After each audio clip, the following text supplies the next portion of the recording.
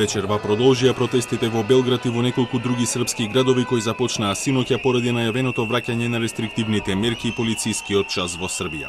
Протестите веднаш започнаа со инциденти откако во Белград беше физички нападнат актерот и лидер на движењето на слободни граѓани Сергеј Трифуновиќ, а полицијата повторно употреби солзавец пред зградата на Народното собрание, која се чини дека е главната мета на гневот на демонстрантите. Според проценките на српските медиуми, вечерва има многу повеќе луѓе на улиците за разлика од синоќа.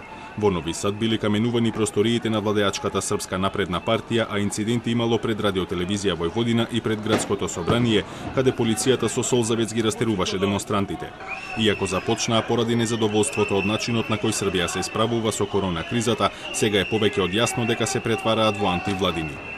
Pa okupili smo se ove neka vrsta kumulacije nezadovoljstva i čini mi se da većina ljudi možda i nema tačan zahtev, ali većina ljudi osjeća nepravdu na svojoj koži. Откако Србија речиси преку ноќ од земја со најригорозни мерки против ширењето на COVID-19 стана една од најотворените, бројот на ново заболени постојано расте и го достигна нивото од пикот на епидемијата.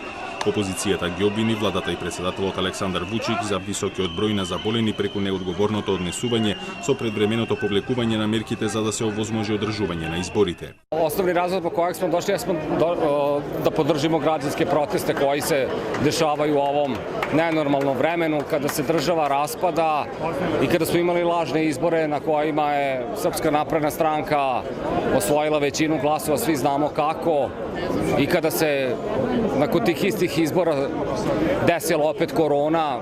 Синоќешните протести завршија со 43 повредени полицајци и непознат број повредени и уапсени демонстранти покрај многобројните фотографии и видеа на социјалните мрежи. Аналитичарите во Србија оценуваат дека Вучик и владата не ја држат ситуацијата под контрола толку добро колку што се обидуваат да прикажат, што создава дополнителна неизвестност како се ќе заврши.